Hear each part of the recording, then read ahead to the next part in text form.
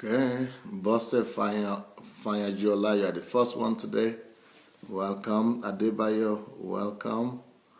Andrew Tarasuk, Tayebwa, Toye, Kike, Rita, Oluwayomi, welcome. Prince Solomon, Benga Ayodele, Flair Karim, Olukayode. Welcome everyone. Welcome. Fumi Adeusi, Ludovic, Paolo, Abiodun, Oluwasegun, Tiger, Prasantha, Abosede, Mendoza, Kolade, Thank God, Natalia. Okay, welcome. Good morning, everyone. Lola Shoke, NS Ibong, Ayodeji, Irene Hart, Godwin Lawrence, Davis Vera, Yolanta, Ebony, Ola Martin, Darlington, Ladi Shoronke, Nikki Okoro, Purity Life, that's Pastor Sufficient there, Paul. Okay, let's go ahead and start sharing if you don't mind. So I would like to encourage you to go share the link. Please go back and share your link if you don't mind before we start. Let's go ahead and begin to share the link, please. Okay. I find out how you could share from your device. Sometimes you have your a sign of plus or a figure of a man to your left or right side. Press that plus sign and then it could lead you to share. You could also go back to your timeline if necessary to share it, so that we just have a few seconds before we begin. Today is going to be very intriguing. It's the last part that the last day that I'm going to talk about how to set yourself free from the grip of money. How to set yourself free from the grip of money. This is part 4. How to set yourself free from the grip of money. So we have to share this now and then we can begin. All right. How to set yourself free from the grip of money. I'm very sorry for yesterday, by the way. Yesterday we had some problems, some issues here with our internet. It just went off, so we wasted a lot of time on that. So sorry, but for those who are persevere, for those who are really ready to be patient and that persevered, I'm sure you enjoyed that of yesterday. I think yesterday's message was probably the most important one or the most impactful one for those who participated, who waited to the end. So you might want to go and look at the recording for yesterday's message because it was life-changing. It was life-changing. You need to go and listen to that. If you have listened to everything and you didn't listen to last night's message, you have lost a lot. So I would like to encourage you to go listen to it. And also, for those people who are not receiving notification, if you are not receiving any notification when I'm on, then it means you did not like the page. You did not like this page. You might have liked my publications, the video, but you did not like the page itself. You need to go and like the public page, this page where we are on right now. You need to go and press the like on the page itself. Then you will be able to get all the notifications of whatever I'm doing here on Facebook. So don't forget to do that. Then also, of course, sorry, let me get my books here. I hope you people who have the opportunity have ordered the book, Money Won't Make You Rich. That is on Amazon. and it will give you a lot of preparation for this topic that we're going through right now. And then for those who want to go with me to Nigeria, I also want to encourage you to go get a book on Nigeria and the leadership question. That will also be a blessing to you for sure. All right, here we go. I hope you're ready. So set yourself free from the grip of money. Set yourself free from the grip of money. And, I've talked about a lot of things, so I don't want to go back to what I've already spoken about. But for us to really to truly be rich, for us to truly be wealthy, and not to have the love of money, for us to be set free from the love of money, because to be set free from the love of money means to be truly rich. So if you are free from the love of money, it means you are indeed rich, you are indeed wealthy. Only the person that is free from the love of money could be truly rich. You might be rich, you might be wealthy, but if you are still under the dominion of money, if you are still under the dominion of mammon, then you are not rich at all. You are not rich at all. You are not rich at all. You are not wealthy at all. The person that must be rich, that must be truly wealthy, must first of all be set free from the love of money. So what does it mean to be truly rich? First of all, to be truly rich is to become master of money. To be truly rich is to understand money. So understanding money means that you know the laws of money. And I think next week we are getting into from Monday, I'm going to begin to talk about, I'm going to continue to talk about the laws of money and all the things that you need to know about money to really master money. Well, of course, what we have been hearing over this last week, is already good enough if you are really serious. But if you are just listening to my message and you listen just one time and you think that you understand it, I'm sorry. You might be left more confused than before you started listening to me. So for you to really understand any message that I give, not just because in any single message you have a lot of points, a lot of wisdom, a lot of understanding, a lot of insight in each and every one of them that you really need to listen to each one of them several times, because these messages are not the kind of messages that you hear every meeting or every time you listen to other preachers. So you might want to listen to these messages for more than one time so that you will really cement yourself in this truth. Anyway, so to be truly rich, it means you are free from the love of money.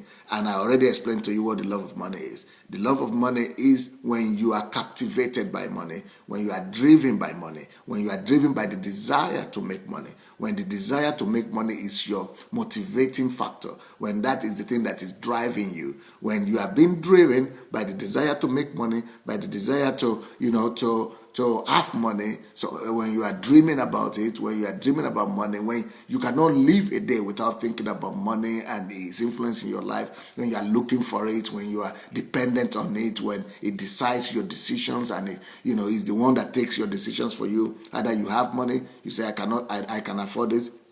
You don't have money, I cannot afford this. So you are not the one in charge. You are not the one that really is the manager of your life. It is money that is really the manager of your life. Is the owner of your life. That is how the love of money is tested. That means that you have the love of money, only you are not aware of it. You are not consciously aware of it. But that still is the love of money, because money is the dominant force in your life. It's not you who is the dominant force, but it is money. You are working where you are working, not because that is the will of God for your life, but because you need to make money. You are going to school in the place where you are going to college not because that you are pursuing the will of God or the calling of God for your life, but it's only because that is the way, that is the profession or an area where everybody say you can make money. So you go and read medicine.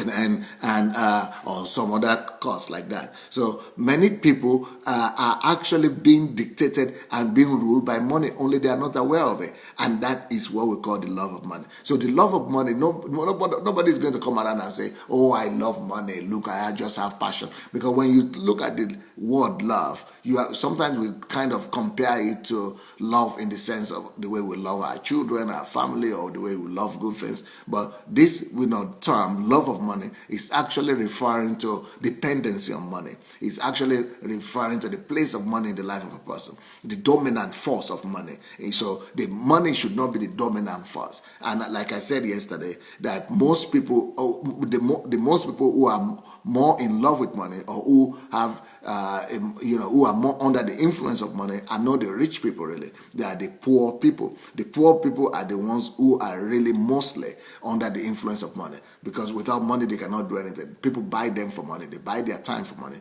They buy their energy, their faithfulness, their resoluteness, their decisions by money.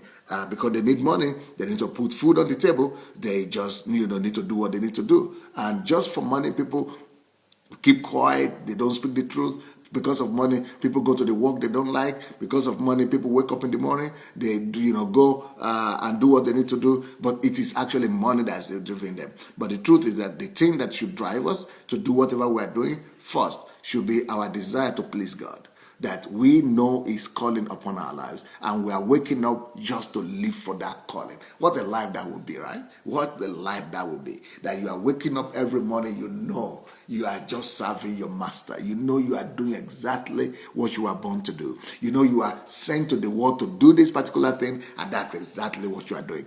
Some people ask me, where do you get the energy from, Pastor? You are so focused. You are so disciplined. You are doing this 2 times a day, morning and evening. You are so focused. If you know what I do apart from that on a daily basis, how many things I do, you will not believe it. I still write 5 books every month. I still write 5 books every month. Yeah, that's in Russian language, but and I still do this thing I'm doing right now with you. So, and all these books have to be edited, even though I have some editors with me, but you still have to be the one controlling, reading through all the books, and, making sure that they get your thoughts right, and, telling them, correcting them. I still have to do all that. I still have to pastor people. By 5 o'clock our time, all kind of people begin to come to my house. We have training, fellowship, all kind of things. And then before then I have to go to town. So it's all business, busy. But then I still have to take 4 hours to get the message ready, 2 hours in the morning, 2 hours in the evening, and then 2 hours to teach, 1 hour in morning to teach, 1 hour to teach. So 6 hours altogether for me to just get the messages ready for you every day. So, but if you are doing what you know that you are called to do, if you are focused on the calling of God upon your life, it doesn't matter how difficult it is. You are enjoying the process. You like it. You are satisfied. You don't have contradiction in your spirit. You don't have contradiction in your mind that, oh, this is what I feel that God is calling me to do, but I have to be engaging in other things. I have to be doing the wrong thing. I have to be, I know that I'm not called to do this, but because I need to make money, I have to keep on doing this thing. I have to keep on going to this job, even though I am being paid well, or even though it's taking care of my needs financially, but I'm not happy. I'm not a happy person. I'm not satisfied. I'm not fulfilled. But when you have that harmony that you are actually what your motivating factor, the force that is waking you up in the morning, that is forcing you to go and study more, that is making you to go and pray and fast and help people, and it's because you are doing exactly what you know that you are born to do. You have a lot of effectiveness. You have a lot of power in that. You have a lot of grace. You have a lot of freedom. You have a lot of harmony within yourself. You have a lot of peace. Even though you might be tired, even though you might be extremely, you might face a lot of challenges. You might face a lot of attack. But you are in your heart. You are living in peace because you are, living according to the desires of your heart. But most people in the world cannot tell you that today, unfortunately. Most people in our world today are forced to go to job and work for for the boss they hate, to go and engage in the work they don't like. They go and wake up in the morning and receive the salary that they think they deserve much more. And people are just living in controversy. People are living in conflict, and that is just killing them. And that's why most people die of heart attack. If you heard that people that die of heart attack, that because there's so much conflict going on in people's heart. So that's why all this, a lot of sorrow, a lot of depression, a lot of tragedy happening in life. So, but to be truly rich is for you to know that you have discovered your field, your calling, that you are living your full life, and that you are doing exactly what God has called you to do. That is when you are truly rich. When you are truly rich in God, you are fulfilled. You have a sense of fulfillment. You have a sense of belonging. You know that you are doing exactly what you are born to do, and that it is not money that is your motivation. It is not money that is driving you, but the sense that you are useful to God. You are useful to man. You are in harmony with yourself. You are in harmony with God. You are in harmony with your environment, with your surrounding, with your with the people around you. And that is what is real wealth. You are wealthy. You are rich when you live like that.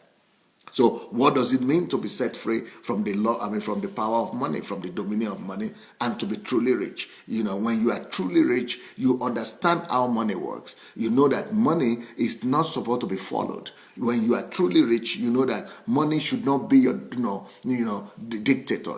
Money should not be dictating to you. So when you are truly rich, a person that is truly rich, he has known how to conquer the dictates of money. He has already mastered how to conquer the voices of money. So a man that is truly rich is the man that does not respond to the voices of money, to the dictates of money, to manipulations of money, and to the push of money.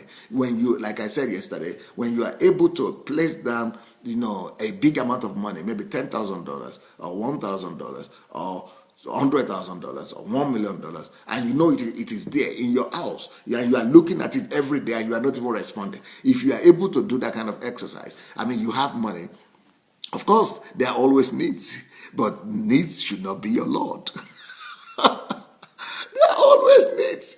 Needs are everywhere, every minute, every second. But you need to go and take yourself through this exercise. And the way to overcome and to really, overcome greed, to really overcome the dictates of money in your life, is to actually do the exercise. You have to actually do the exercise to disregard money, to useless money, in the sense that you are not being provoked by it anymore. You are not being driven. You are not being driven by it anymore. You are not being molested by money anymore. This is what I do all the time.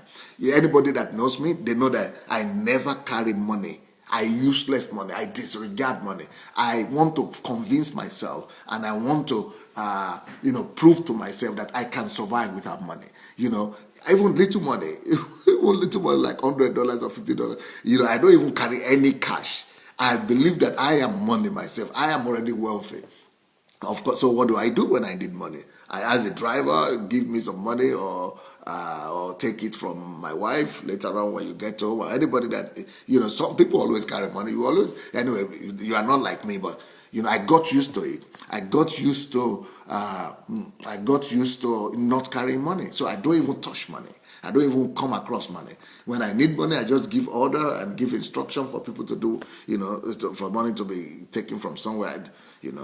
I like my. So anyway, but you still have to go through that exercise. You don't need to do what I'm doing, that you don't carry money. Please, you do if you need it. But the idea is that you need to be able to practice this exercise, whereby you put money down, and for a week or 2 or 3 or a month, you don't touch it. It's not that you put it down and you are thinking about it and holding yourself. Maybe in the beginning, yes, you have to hold yourself and really control yourself and really get panicky and nervous and be tempted. Oh, should I go and use it? Should I? But eventually you must leave it until you feel that you are no more being tempted by it, or that you are no more being pushed to go and pick it or to go and use it. It's your money, it's your legitimate money, but you are not being driven anymore by it. So when you stop being driven by money that way, it means you have conquered the love of money. You have just conquered the love of money. You have just conquered the dictates of money and the lordship of money in your life. That is what it means. So you must be able to look at money, useless it, disregard it, and just, not be driven by your needs, not be driven by your lust, not be driven by the desire to go. That needs should not be your Lord. Problem should not be your master. Money should not be your slave master. So because money is a good slave, so but it will not be a good slave to you once you are obeying his order. So because whenever money comes to the hand of anybody, it doesn't matter who you are, the first demand of money is to begin to tell you and suggest to you, oh, you remember that thing you want to buy? Oh, you remember that person you want to give money? Oh, you remember that person who came? You remember this thing you want to do? You remember that? Oh, okay, you have to. Oh, this money might not even be enough, sir. Maybe you need to even use more money. Oh, okay, let's quickly, okay, go and do that. So that is why God called Mammon God. He said either you are serving Mammon, worshiping Mammon, or you are worshiping God. So because just like God demands obedience, that is the same way money demands obedience. So money is always demanding obedience. Money is always pushing you. It's always telling you what to do. That means you are in love with money. You are under the power of money. You are under the influence of money. But the people who are really rich, people who are truly wealthy, they have learned to tell money, relax, Joe, relax. I don't even relax. And they don't touch it. They have their peace. And then when you already overcome that temptation and that push to go spend, when you have already have your peace and you have disregarded it, you are no more being pushed by it and being driven to go spend it. When you are already having that harmony, then in your peace of mind, when you are already in your state of harmony with yourself, with cool-minded, state of mind, you can now begin to think, okay, what do I want to do with this money? First of all, you begin to use the principles of money and the laws of money. That, okay, I need to pay God, give God his due, pay tithe and offering. Okay, apart from that, what do I need to do next? Okay, I need to pay myself. What do I want to pay myself? Paying yourself is putting aside some money that you will use for your children, that you will use for your future, and that you will put into investment. So you want to do that before you begin to think about all your bills. Because bills and the things that you need to pay for, are also one of the ways that money dictates its lordship and enforces its lordship over you. But put them in the last position. Even your debt, put it aside first. Only let everything else comes after God and after you. You are supposed to be the master of your life. You are the one who work for this money. You are the one that will go to work all the time. You are the one that is exchanging your life for the money. You are the one, that is working for hours to get this money. Why is it that you don't even consider paying yourself? But that's another law of money that we must all know. So anyway, but you cannot ever practice this, to put things in their right order until you have overcome that drive, that push, that dictate that comes from money. Okay. So that is a person that is truly rich. So when a person is truly rich, he has overcome the dictates of money. Now, the next point, when you are truly rich, you know what to do with money. You know the order, because there are rules of how to treat money. And some of the things are the ones I told you. You honor God with money, and one of the reasons you have to honor God with money is to prove to God, and that's why God instituted tithe in the first place, to be able to freely take from yourself and let it go. Give to the God of all creation, to the person from whom all blessings flow. And also, you prove to God that way that that money is not dominating you, that money, that you are ready to let it go. So tithe is a way of proving to God that money is not your Lord. Tithe and offering is a way of proving to God that I can let go, not just this 10%, but I can let everything go. So and it's a good exercise as well. So that is the first rule of with money that you need to abide by. And the first priority, the first order. And then pay yourself. It's another rule of money that you need to follow. And then savings, and then investment, and then before all kind of things that you need to do. So if you are truly rich, you know exactly what to do with money.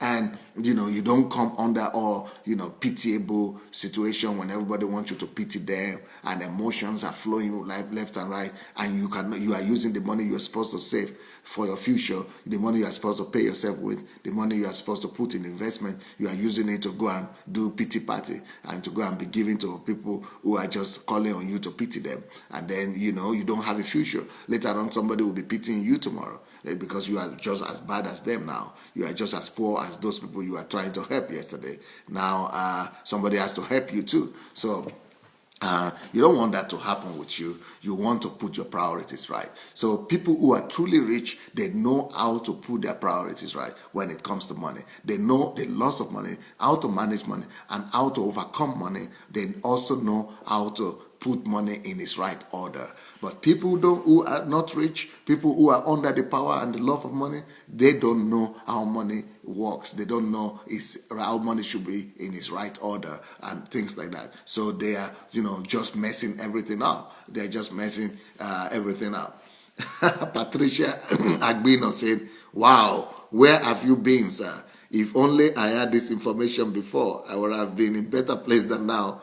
Where have I been? Yeah, I would confess that I've not been coming out to the world, to the Western world. It's just now that I started speaking in English. Normally, for the past 30 years of my life, I've been living in the former Soviet Union, and I would just speak Russian language, and most of my teachings, even on money, are only in Russian language, and most of my books are also in Russian language. So I've not been having anything to do with the Western world. Yes, I have some messages in English, but that is because I preached them when I was traveling out of Ukraine, when I would travel to preach in places. That's why I have so many messages. By the way, all my messages are free, and they are available on the internet. If you go to Adelaja blog.com, you'll find about 400 messages for free. So yeah, I have not been in public. People might have known my name, but unfortunately, they don't really know what Pastor Sunday stands for. They don't know my content. They don't know my quality. But I think this idea is like somebody told me yesterday, Pastor Sunday, is like God created this live stream just for you, because I'm the only human being on the earth that is using live stream like this. There is no other human being on earth that is using live stream like I'm using on Facebook like this. I'm not just the only preacher, but the only human being that is doing that. And you cannot believe what God has done since I started doing this. I started this about 2 months ago. And at that time, the highest coverage that we were having was like 1 million, 2 million people. Since I started having this, you can't believe the figures on my Facebook. Last 2 weeks, or last week or 2 weeks ago, we celebrated 30 million people coverage every week through my Facebook. Today, we are, as I'm talking to you now, my Facebook is reaching 70 million people. Actually, today is 70. This morning is 74 million. 70 million people. That is what my Facebook is reaching every day of the week. 70 million people. I'm not saying 70,000 or 7 million. 70 million. That's going to, I think maybe one day we'll get to 100 million. And that's partly because of this thing I'm doing. Because this particular program I'm doing, if it fails, if it doesn't reach anybody, it reaches at least 100,000. That is the least we've ever had. And, but normal, the average number we have is 500,000. Yesterday was over 500,000. Every single one, 500,000 in the morning, 500,000 at night. So in a day, I reach just through this daily broadcast alone, 1 million people reach. Now, not all of them watch, but they see it. Rich are the people who got it and see it and saw the information. But the people who watch it are maybe 1,000, 2,000, 3,000, 4,000, 5,000, 10,000, but that's each one, each time. So, somebody said, Pastor Sunday, I think this thing was created for you. Maybe Facebook created it for me. Maybe Facebook, that I'm even using it as the creator of Facebook itself. So I think now, you will not be asking, where have you been anymore? I think now you will be able to see more of Pastor Sunday and his quality and what he brings to the table. And I want Nigerians to know that those ones of you who are afraid of joining my team to go to Africa with me, because I have a team now I call Nigerian Transformation, and you are thinking the problem of Nigeria will overwhelm me, it means you don't know Pastor Sunday yet. I'm sure since you have started listening to me now, you will know that Pastor Sunday is another breed. And some of you who have been writing this here, you might be right that the world has never seen anything close to Pastor Sunday. It's not because I'm bragging or I'm talking good about myself, but I've traveled all over the world. I couldn't believe it before, but I've traveled all over the world, and I've discovered that I've seen them all, and there is nothing close to what Pastor Sunday is doing or has done in this Ukraine. But I'm going to take it to Nigeria. And my anointing is not even to talk about money or teach or preach. I don't count myself as a good preacher or as a good speaker, or I don't even count myself as a preacher or a teacher. I'm a lover of God, number one. But my real anointing is to change nations. I know how to do that. That's my specialty. So I need to take that back to Nigeria. So don't be afraid for me. Don't be afraid for me. If you want, you can pray for me, but don't be afraid for me. Those people who are saying, let him come, we will see what he will be able to do. They will be shocked. They will think nothing has happened in Nigeria before, because what will begin to happen in that country will blow everybody's mind. That's why please go and read this book, Nigeria and the Leadership Question, if you can get it on Amazon. But, if you feel that you want to be, in your lifetime, you want to be able to witness how a nation could be changed, or how a nation could be transformed, and be a witness to it and be a part of it, then you want to join my transformation team to Nigeria. And for that, write to me, pastor@godembassy.org. That's where you write to, pastor@godembassy.org. Or, you might not write to Pastor at God Embassy, you might write to my foundation straight, which is Nigeria@SundayAdelajaFoundation.com. Nigeria@SundayAdelajaFoundation.com. Anyway, it's that lady that was asking, where have I been? Have I been in this world at all? Have I been on continent Earth? Yes, I've been here, but I was behind the iron curtain, busy, because I like to be focused. So I was busy with what God asked me to do, and I believe that my focus was for Russia at that time. So I was just busy being in Russia. I didn't care for all the uploads from other places, But now I'm going to reach out to the world, but the world is secondary to me. When I go to Nigeria, I'm going to be busy with Nigeria full force, and that will be where I will be. So anybody that wants to see me, we have to come over there to Nigeria. People are writing me every day, come to France, come to England, come to America. No time. I'm going to be busy with my job. Maybe I will be seeing you thank God for Facebook and for live stream. You want to see Pastor Sunday, go to Facebook or go to my SundayAdelaja blog.com. Anyway, that's a little bit of distraction. So when you are truly rich, you dominate and rule over money. No, and you don't allow money to dominate and rule over you. When you are truly rich, and that's the way you get yourself, you break the grip of money over your life. You to really dominate money. And one of the ways you dominate money is, you just close your eyes at the money for, say, a few weeks. You don't even pay attention to it. You let all the desire and the push from it just pass you.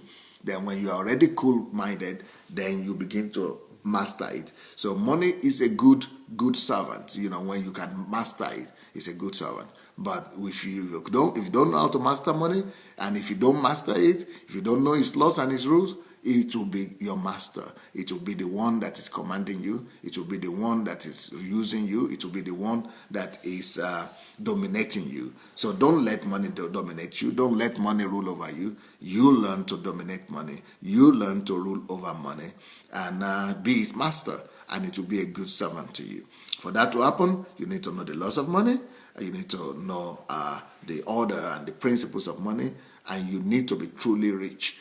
Like I said today, I've just told you what it means to be truly rich. Let me give you some other points on how to be truly rich and to be truly free from the grip of money. A person that is truly rich and that is truly wealthy and that is out of the grip of money, a person that does not have the love of money, a person that is having dominion over money and that money does not control, we look at money differently. That person will look at money differently. A lot depends on how we see money. Most people that know the loss of money and that are free from the power of money, from the dominion of money, they look at money only as a tool. They look at money only as a tool. For example, this book is a tool. It's only a tool. Why? Because the real purpose of this book is the information that is inside. It's the information that is inside. So it's just the paper itself is a tool. The real thing that I need is the information inside. So it's a tool. I just go use it to get myself prepared to add value to myself, to get the information that I need. So this iPad or any other iPad is a tool. It's a tool. iPad is a tool. And, it's a tool. Like the iPad is not the purpose. It's not my life. It's not. But when it comes to money, people forget. They lose themselves because money wages so much power that people forget that it's a tool.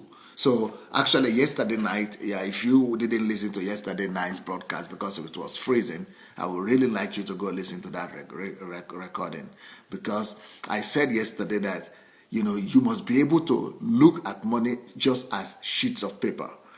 Just look at it as just pieces of paper. If you succeed in looking at money as piece of paper, and not be moved by it and not be driven by it, then you are rich. You are truly rich. So people who are rich, people who have mastered money, they have one thing behind them, behind their mind. They have this solidly established in them that money is only a tool. Just like when you are, when I like to talk about tools or talk about money as a tool, I like to use the example of utensils that you use to eat. When you are going to the table to eat, you have your fork, you have your knife, you have your spoon. Those are tools. But your goal at this particular time are not those tools of fork, knife, and spoon. Your goal is the food. You want to eat the food. So the fork and knife and all that are just tools. They are utensils that you use. So you don't worship the fork and knife and those utensils that you have.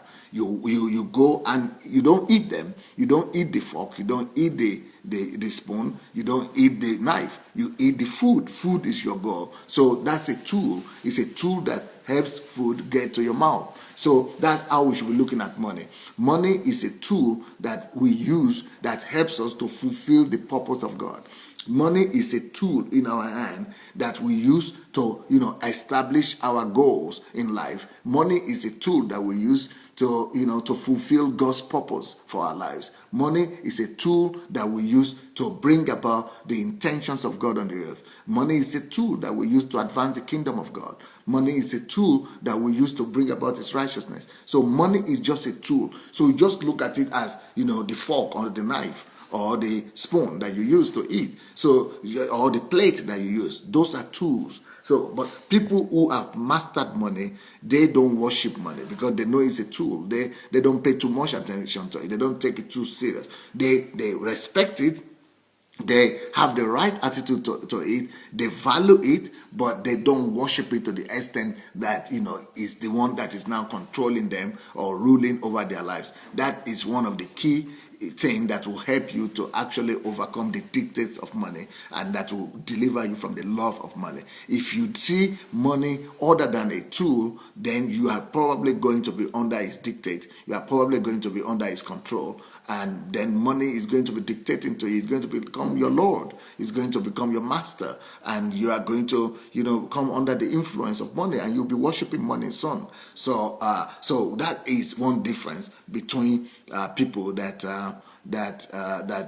know how to relate to money, that are free from money, that are truly rich, and the people that are under the influence of money. People that are truly rich, people that are truly wealthy, or not wealthy, because you could have money and still not look at money properly. But you could be a rich person, just like the young rich man. You could be a rich person and still be worshiping money, and a lot of them do. Most of the people who are rich also worship money, because they are seeing money as their all in all. They are seeing money as their trust, as their defense, as their life. So because they are worshiping money, they are in love with money.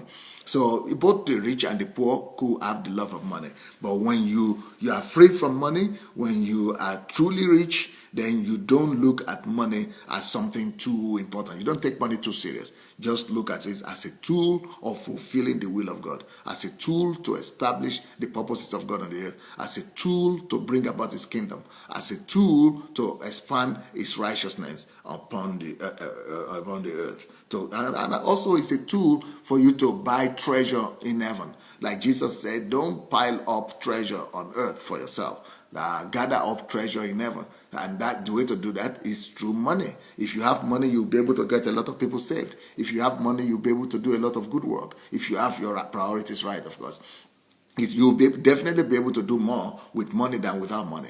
Why? Because the Bible says money answers all things. That's just the way it is. Money is just the tool we use to do whatever we want to do. And it's also a tool to please God. So when you read the Bible, you see that a lot of God's patriarchs and a lot of people, who really loved God and served God, like Abraham, Isaac, Jacob and all those people, they had money. They controlled money. They mastered money. They had a lot of money because they were dominating money, and they were using money to buy treasure for themselves in heaven. So we too, how will you buy treasure for yourself in heaven if you don't have money? Of course you could. You could be kind to people, love people. But if you have a lot of money, if you control a lot of money, you'll be able to do much more. So that's why I believe that every believer must be a millionaire. Every believer can be a millionaire. It's not difficult. It is easy, but you must be taught to control money, the loss of money, and how to become a millionaire. And even not at least a millionaire. In that my book, Money Won't Make You Rich, I spoke there why every believer must be a millionaire and how every believer must be a millionaire. Not just should be a millionaire, but must be a millionaire. So, if you are truly free from the love of money, you will see money only as a tool. And the next point, when you are truly free from money, from the love of money, and when you have the right attitude to money and you are truly rich, you will see money only as a means of meeting the needs of your needs. First of all, your needs. Money is only a means, a tool, a means that you use to meet your needs. So it's a means of solving problems. So money is only a means of resolving situations, of solving problems. So you use money to solve your problems, to meet your needs.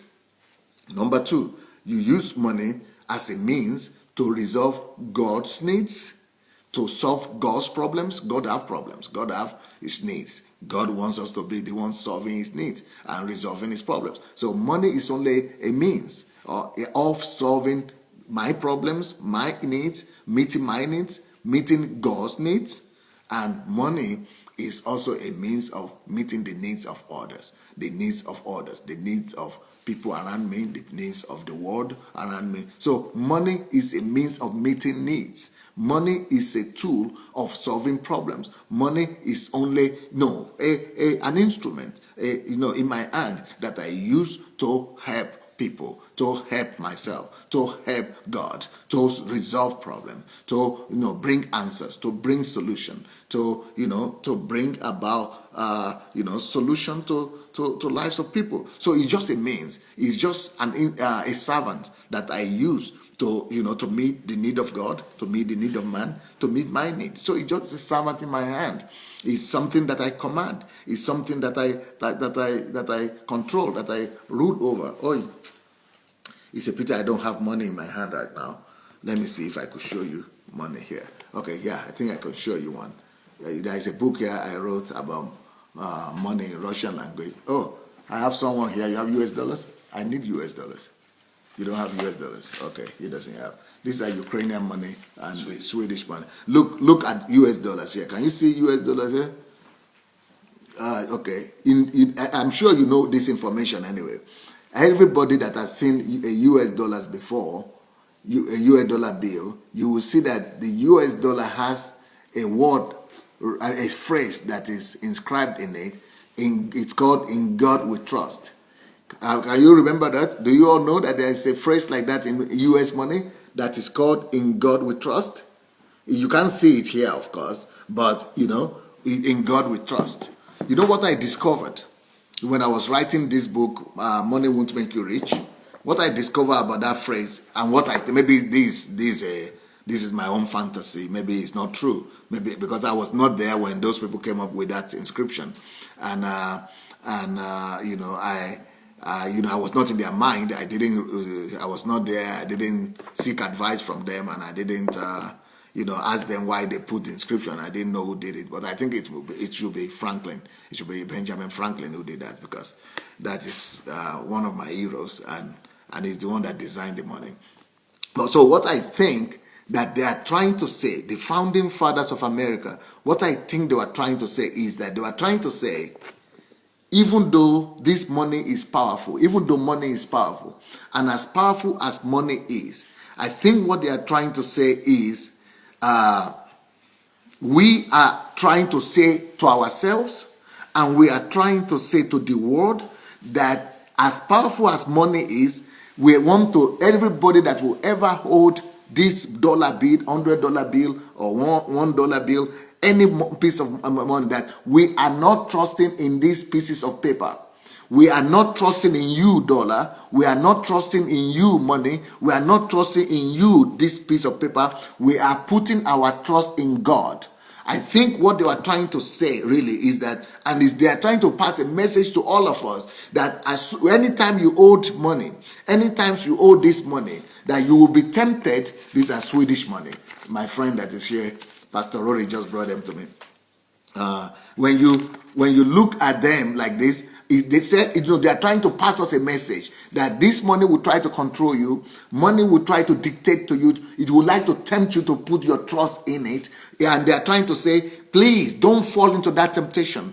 Don't agree to put your trust in this money. Don't ever make it your trust. Never make money your trust. Let God be your trust. And I think that is what the founding fathers were trying to say. I think the founding fathers were trying to tell us that no, we don't, even though this is money, even though money is powerful, but we want to tell the money itself, please, we are not going to put our trust in you. Our trust is in God Almighty. That's why they said, even in the money itself, where have you seen that people will write their motto, their slogan, their belief system, their principle on money? I mean, you don't write principles on money, but here it goes. They went and did that. They were declaring to money in his face. They were declaring to Mammon, to the god of Mammon, in his face that, oh wow, someone is writing here that you are insane. Is that to me? Is it me? He's saying I'm insane? Oh, Paul, he said one Paul. You shouldn't be calling anybody insane here on my program. You know what? I might just remove you, Ali. Your name is Ali. Who are you calling insane? If I don't understand who you are calling insane, I might just remove you from here, Ali. We don't want you to be abusing people here, okay? We don't want you to be abusing people here. Okay, it is Paul they are calling insane. Okay, well, I don't know. what that Paul did, but you don't call him insane. Well, don't worry about that. Anyway, but the idea is this: we are not, supposed to look at money and put our trust in it. And I like what those Americans did, what the founding fathers did. They were looking right in the eye of the U.S. bill, the dollar bill, and said, they were telling dollars and tell dollars that, hey, dollar. Dollar, we don't trust in you, and they wrote it right in the face of dollar itself, and they wrote it right on dollar that dollar, we don't trust in you. We are not putting our hope in you. You are not our defense. You are not our stronghold. You are not our trust. We put our trust in God. But unfortunately, even preachers today, we behave as if we put our trust in money.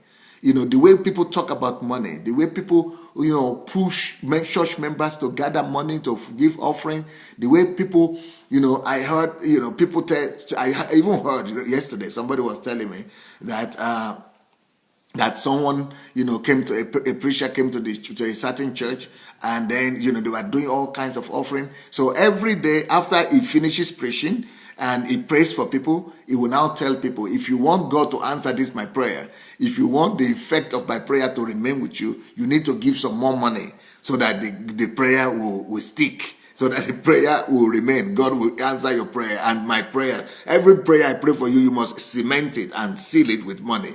So they're doing all kind of money gimmicks in the church, all kind of deception going on in churches. And that is so sad, because we are not making a statement that dollar, we don't trust in you. With the statement we're trying to make is that, dollar is almighty. And some people even say that almighty dollar, but the founding father, somebody has brought me a dollar. The founding the founding fathers of this money, they have said, we don't trust in you. We don't trust in, it's written here. Can you see? In God we trust. They are trying to say, we don't trust in you, dollar. We don't trust in you. We trust in God. We trust in God. God is our trust. Not you, dollar, is our trust, but it is God. And that is one message that this message is, I'm seeing from this message, that in God we trust. So money is not supposed to be your trust. Money is not supposed to be your stronghold. Money is not supposed to be your hope. Money is just supposed to be your defense. It is God that's supposed to be your hope, your trust, and your defense. So money should not be trusted, because when you trust in money, then you worship money. And that is the problem that young rich man faced with Jesus, because he was trusting money. But another message that I'm hearing from this is that these founding fathers were trying to tell us that for the founding fathers, we are passing a message to you. Anybody who will ever touch money, anybody who will ever owed our money, our US dollar or US dollar bill, please read this message that we have for you. Over generations, over hundreds of years, we are passing the message to you that never you trust in money. Never make money your trust. Never make dollar your trust. Never make dollar your hope. Never make dollar your defense. Never make dollar your stronghold. And they are telling us, they wrote it right there. And they know that everybody who owes dollar will have the opportunity to receive that message. One of the greatest messages, of the kingdom. One of the greatest ways to propagate the right value and the message of the kingdom of God. That we don't trust in money. We don't trust in money. And anybody who ever owes this, please never trust in it. Because when you trust in money, money captivates you and eventually destroys you. Anybody who puts their trust in money, they are enslaved by money. And anybody who puts their trust in money, they are not just enslaved by money, but they are destroyed by money.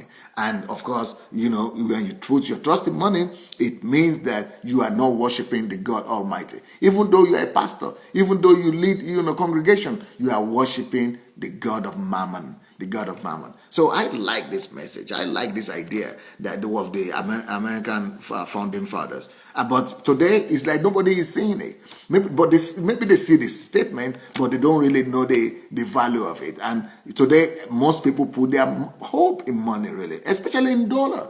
And God has, elevated this money. He had, made it the strongest money. The strongest economy in the world, one of the most influential currencies in the world. But unfortunately, too many people are putting their faith in dollars. Too many people are putting their faith in it, but they shouldn't. The founding fathers urged us not to put our faith in it, not to put our trust in it, but to put our trust in God. So I hear the founding fathers through this piece of paper. I hear them clear and loud, and what I hear them say is that the reason why we wrote "In God We Trust" on dollar is that they are trying to say to us that we don't trust in these pieces of paper.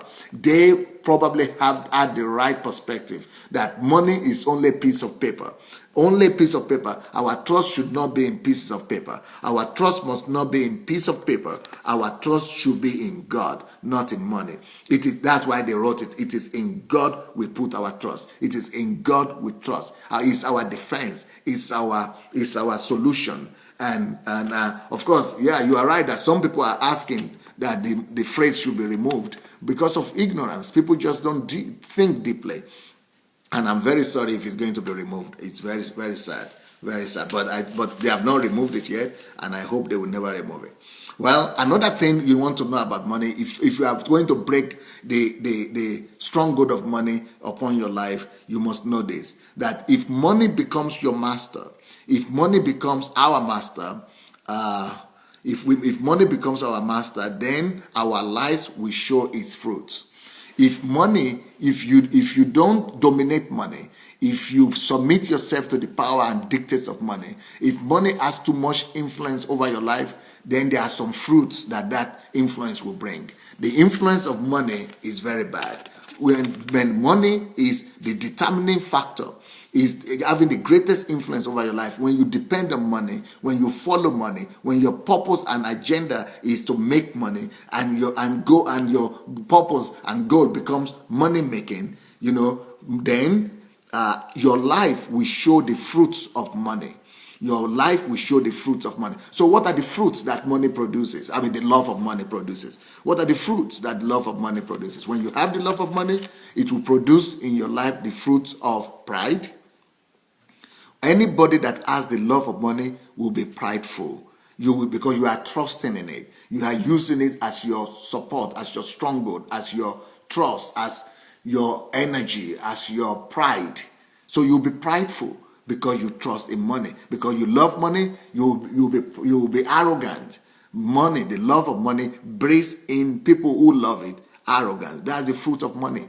It will breed in you self-centeredness. You will not be focused on being rich towards God. You will not be focused on being rich towards man. You will be focused on being rich on your own richness, on your own wealth. You'll be thinking about yourself more. You'll be thinking that I am this and this. You are as if you are too important. You are more important. You will be not seeing other people as a creation of God, as God's image. You will not be seeing God in other people. You will not be seeing the image and likeness of God in other people. You'll be seeing yourself only your own goodness. You'll be self-centered. You'll be self-centered, and you'll be living for yourself, not living for God, not living for the purpose of God, not living for men.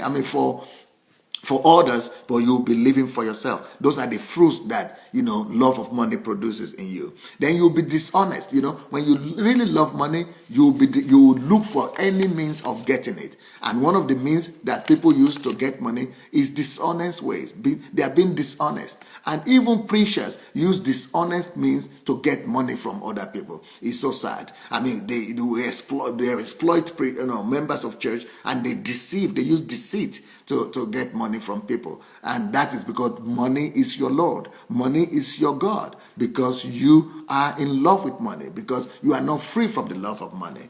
And of course, another fruit of money, when you are in love with money, another fruit that will be manifested in your life is greed. You'll be driven by greed. Greed will get a hold of you. It will master you. Greed will conquer you. Greed will enslave you. Greed will just dominate your life. You will be greedy. It's a horrible thing. And of course, envy and all kind of things, strife, fight, hatred, and conflict, all kind of negative things follow the life of people who have not overcome the love of money. And that's why I'm calling this message, what I called it, set yourself free from the grip of money. Set yourself free from the grip of money. So we don't serve money, everybody. I want you to know that as I complete this series, that we don't serve money. We serve the Creator, while money serves us and God's purposes. So we don't serve money. We serve God, the Creator. And we conquer money, we dominate money, we make money, and so that we will now use money to serve Him better and to fulfill His purposes on earth. We use money to serve God and His purposes on earth. If money does not serve God's purposes, it will serve, it will serve other purposes, Satan's purposes, your purposes, and evil purposes. However, when we know these truths about money, the loss of money, we become free from its bondage. On the contrary, we become slaves to our jobs, to the quest to make money, when we don't know the loss of money. Jobs, work take us into bondage, and we become slaves to money. And because of our quest to make money, our desire to make a living, to make ends meet, we sell ourselves, we sell our freedom, we sell our purpose, we sell our calling, our mission in life to just going to make money and put some food on the table. But when we know the law of money, we break from it and we work for God. We work for His purpose, for the expansion of His kingdom, rather than for money. We are taught only how to work. Unfortunately, today the world system today only tell you two things about money. They only tell us how to work for money, so that you sell yourself into making money and you become a slave to money. You're just working. That's one thing we are told about money. Work for money. Work. And they don't tell you that you can dominate money. So they teach you how money will capture you, how money will dominate you, how to become a slave to money by work. And then number two, even though there is dignity of labor, but that's when you are laboring for the good of man, for the good of God, when you are laboring to accomplish the purposes of God on the earth, to fulfill your calling. But what the word really teaches is that work for money. It's not for purpose, not for the purpose of God, not for the calling that God has upon your life, but work for money. That's what the word teaches us. Work for money.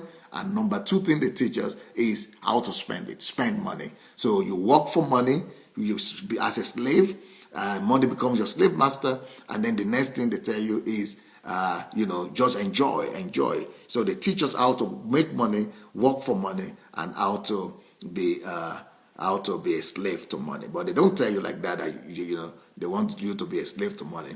But that's just the way it happens. That's just the reality of it. They make us work for money until we become a slave. That is so unfortunate. Well, that's all I'll probably have to tell you today about money. Our calling in this world is to work for God, not for money, but to work for God, to work for the expansion and growth of the kingdom of God, to work for the fulfillment of our calling and purpose on earth, to dominate money so that we could, use that money we have dominated to do more of the will of God on the earth, and cover the whole earth with the truth and the righteousness of God. So that is what we are here for. We are not here for making money or for surviving, making ends meet. If you're trying to work for survival, you will be sold to slavery. You will become a slave of money. So, let me hear what you are thinking. I need to hear from you. Please write. I want to hear your comments. Please write what you think about this teaching. I need to get your report. And, all kind of people are writing all kind of stuff. They're abusive and things like that. But I want to hear those who have been blessed by it. Ooh. No. I accidentally blocked my friend. That is bad. I will have to go and unblock you. I will do that. So please write your comments. Let me hear your comments, please. Let me hear your comments, all right? What you think about this teaching. Let me hear your comment, what you think about this teaching. And I hope you are blessed by it. And yes, I want to hear what you think about it. Okay? Please, I'll be reading out what we all write right now. And as we are doing that, please let's go and share the message.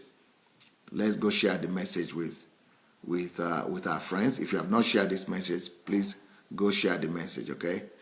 Let's go share the message with as many people as possible. Let's go share the message with as many people as possible. All right. So who is there? What do you say? You say Aline said she loves it. Is there any other person who loves the word they just got today? Let's see what you think about it. Tim Glasner said, thank you. Sherry said, shared. Okay. If you are blessed by the message, let's know that. That's what I want to hear. Thank God, Emerson said, from my heart, I appreciate your teaching, and God bless you really. Thank you. Tim says, excellent. Ernest says, I'm blessed by this message. God bless. Thank you. Adelaja says, thanks for the message. Patricia Agbona said, the teachings are profound. Thank God for bringing to us at this time. God alone be glory. Yes. Stella says, I love it. David said, thank you very much. This is powerful. Okay. Oshuko said, this wonderful. God bless you, sir. This is wonderful. God bless you, sir. Tubi says, I'm very blessed. God bless you, sir. Logan said she's got it. She just missed it. Well, you can always go back to listen. We have the recording here. And also you can find the recording on my blog. On my blog, sundayadelaja.com. Well, thank you everyone for what you are writing. And I will get back to you tonight. Tonight we will start another series, and the series will be on. Okay, Tiger, you are there, dear Parent Tiger. Please help me call Olukayode when the program is finished. That I accidentally blocked him, and but I'm going to find out how to unblock him, and so he should not get annoyed about that. If he's left out and he's disappeared, he should know what happened. I just accidentally pressed the wrong button, so I'm very sorry for that. I'm going to unblock him as soon as this finishes. Okay. So well, thank you everyone for your time. Nice to see you here. Nice being with you. I will be back again tonight by the grace of God, and I'll see you then. So please don't forget to go and share this message. This should be a blessing to somebody. All right? Let's go share the message. And if you want to join my Transformation Nigerian team, please go write me to pastor@godembassy.org, or you could write to Nigeria at sundayadelajafoundation.com. And if you don't have this book yet, Money Will Make You Rich. It will help you. You might want to go get the book as well. All right. Thank you so much. Blessings, and see you people tomorrow. Bye.